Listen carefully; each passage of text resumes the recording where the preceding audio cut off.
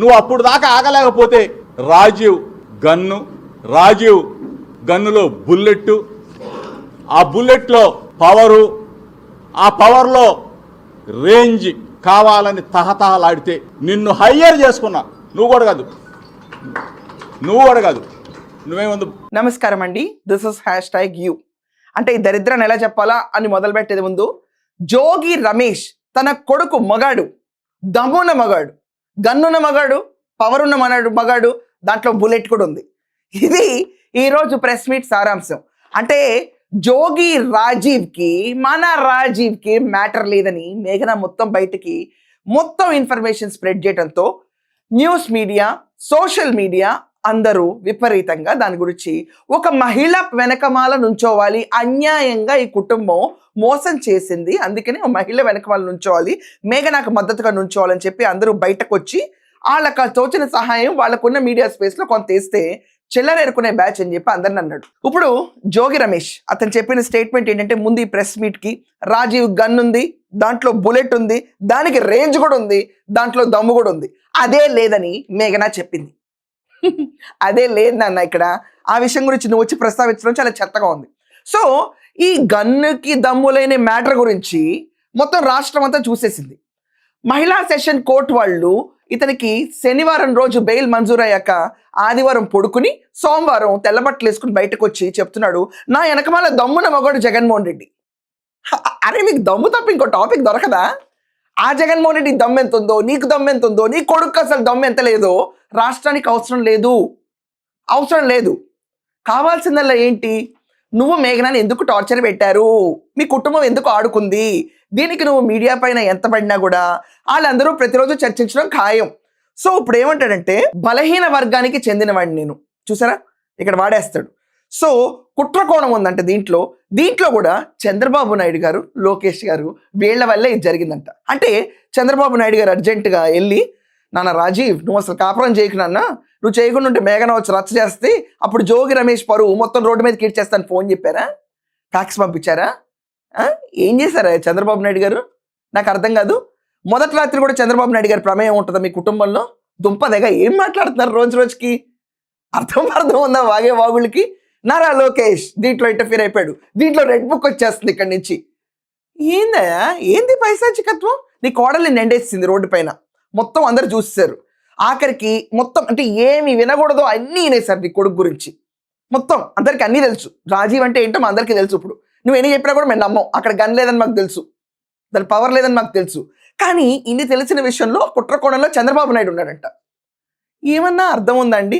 మేము మీ కుటుంబాల జోలికి వెళ్ళామా, మీరు మా కుటుంబాల జోలికి వస్తారంటే, అరే మీ కుటుంబం జోలికి ఎవరు రాలా బ్రో, అంకుల్ నువ్వు ఎక్కువ రియాక్ట్ అవుతున్నావు, అంత సీన్ లేదు మీ కుటుంబానికి.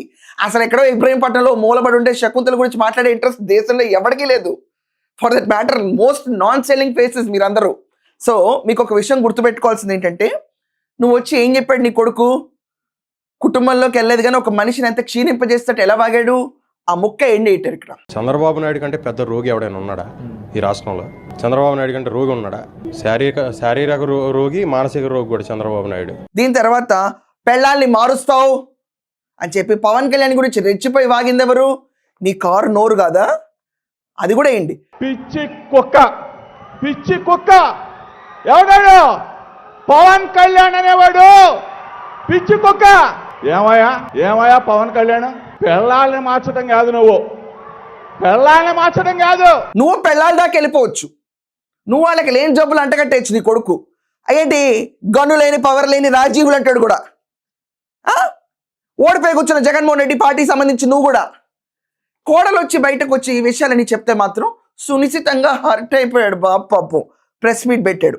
సో ఏమంటాడంటే, ఏమండి భగవద్గీత చదువుకుంటారు, బైబిల్ చదువుకోవడం నేరమని. బైబిల్ చదువుకోవటం నేరమని ఎవరు అనలా. నువ్వు రెచ్చిపోక, నువ్వు దుర్గగుడి ముందు చేసిన వేషాలు, ఆరనీకుమా ఈ దీపం అన్నట్టు దీపం, ఇప్పుడు కార్తీక దీపం, నీ స్టంట్లు చూసి నువ్వు హిందూ అనుకున్నారు. అలాగే మేఘన కూడా హిందూ కుటుంబంలోకి పెళ్లి చేసుకుని వెళ్తున్నానేమో అని వెళ్తే, లేదు మేము బైబిల్ని పాటిస్తాము అని చెప్తే ద్రోహం. సరే ఇవన్నీ పక్కన పెట్టు. జోగి రమేష్ అంటాడు మేఘనాకి గోరుముద్దలు తినిపించేవాళ్ళు అంట. దొంపదేగా అసలు ఇలాంటి కబుర్లన్నీ వీళ్ళు చెప్తుంటే నిజంగా నవ్వు వస్తుంది. నువ్వు అంత గోరుముద్దలు తినిపిస్తే వరకట్న వేధింపులు శకుంతలు ఎందుకు చేసింది? మ్యాటర్ లేదు మొర్రో నాకని నీ కొడుకు చెప్పాడు. రాష్ట్రం అంతా చూస్తుంది, ఇంకెవరు వేసినా కూడా చూడరు ఆ మ్యాటర్ గురించి అంటారు. అలాంటి వాటి కోసం ఇన్నోవా కార్లు ఎందుకు అడిగింది? స్థలాలు అమ్మేసి బిజినెస్ ఎందుకు పెట్టించమంది? వరకట్నం అడగటం నిషేధం అని మంత్రిగా పనిచేసింది నీకు తెలియదా? కొడుకుకు అసలు క్యారెక్టర్ లేకపోయినా అసలు పనికిరాడన్నా దాచిపెట్టి పెళ్లి చేయడం తప్పని నీకు తెలీదా? దాని తర్వాత మతం ఒకటి చెప్పి వేరే పెళ్లిళ్ళు చేసేసి ఇంటికి వచ్చిన తర్వాత వేరే మతం తూచు మతం చెప్పడం తప్పని నీకు తెలీదా?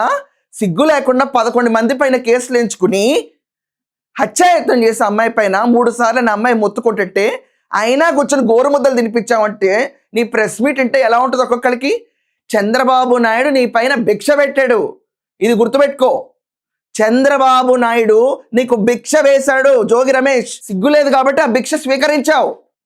స్వీకరించి తిని ఇంట్లో కూర్చుని మాట్లాడకు. 498 కేసులో బొక్కలో ఉండాల్సినవి నువ్వు. ఓసారి లెక్క పెట్టుకుంటే కూర్చోవాలి. ఓపెన్గా బయటకు వచ్చినాయి. మీ ఆవిడ అడగలేదా? అవన్నీ ఫేక్ ఆడియోలంట, AI వీడియోలంట. రాజీవ్ బైక్ ఎక్కి కొంగలాగా ఎగురుకుంటా దూకాడు చూడండి, అవన్నీ ఫేక్ వీడియోలంట. వీళ్ళ అమ్మ ఇన్నోవా కార్లు పొలాలు అమ్మేసి డబ్బులు ఇవ్వండి, మా వాడిని ఆకర్షయామి అన్నదంతా ఫేక్ అంట. నువ్వు చెప్పాలి వచ్చి కూర్చుని. సో ఇక్కడ ఏమంటాడు, ఇదంతా టీడీపీ వాళ్ళు నడిపించిన డ్రామా అంటానికి కృష్ణప్రసాద్ గారి ఆఫీస్కి మేఘన వెళ్తే చూసారా, వాళ్ళ ఆఫీస్కి వెళ్ళింది. బోచ్చడు ఆఫీస్కి వెళ్తారా? దానికి ఏంటి, వైకాపా ఆఫీస్కి వెళ్ళాలా? అక్కడ న్యాయం జరిగిస్తా ఆఫీస్లో ఎక్కడన్నా? అసలు ఫ్లోర్ ఆఫ్ ద హౌస్లో నారా భువనేశ్వర్ గారిని ఇన్సల్ట్ చేసింది మీ పార్టీ కాదా? నువ్వే చెప్పలేదా? మీ భార్య ఇంటికి వచ్చిన తర్వాత ఈ సోకాల్డ్ శకుంతల ఏంటండి మీరందరూ అసెంబ్లీకి వెళ్ళేది ఇలా మహిళల్ని వేధించడానికా అని అడిగింది నన్ను నా భార్య అని నువ్వు అనలేదా? మీ రక్తంలో కణకణాల్లో ఉంటుంది పెళ్ళాలని బూతులు తిట్టాలని. ఇక్కడ ఎవరు తిట్టలా రాజీవ్ని. అయ్యో రాజీవ్ పూజకు పనికిరాడా అని జాలిపడినా తప్పేనా? జాలిపడినా చట్ట చర్యలు తీసుకుంటావు మా పైన. తీసుకో, ఇంక ఈ పాడు ప్రపంచాలు ఎలా బతకాలో మాకు తెలియదు. మరి ఇంత జాలిపడి కరుణ చూపిస్తే రాజీవ్ పైన చివరికి ఇదా మాకు ఇచ్చిన గిఫ్ట్? ఇదండి. సో అతను చెప్పడం వరకు ఇది మ్యాటర్. మీ అందరి ఒపీనియన్ ఏంటో ఖచ్చితంగా రాయండి. That's all for now. Thank you.